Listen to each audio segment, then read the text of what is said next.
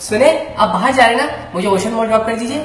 Ocean mall? वो वहाँ पे विंटर फेस्टिवल लगा है ना, वही थोड़ी शॉपिंग करनी है प्लीज। अरे यार मैं पहले ही लेट हो रहा हूँ। सिर्फ 5 मिनट। अच्छा जल्दी करो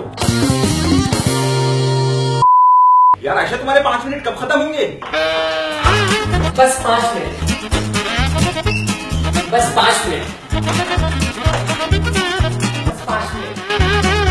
अरे इन दोनों में ये वाला पहन लो। 5 मिनट, बस 5 मिनट। अम्मी बस 5 मिनट में आ रहा हूँ।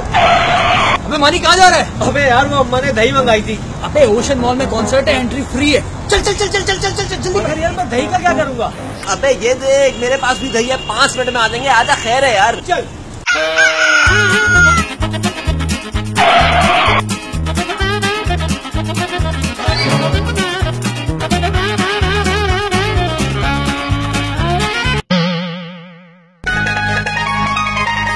अम्मा बस दही तुलवा रहा हूँ, 5 मिनट में आ रहा हूँ।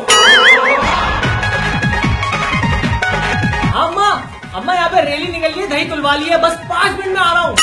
मजा जाली आँख गई।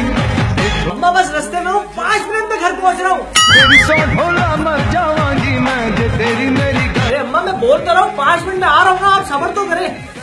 गाइस इस वीडियो को इतना शेयर करो कि ये दही अम्मा तक पहुँच जाए।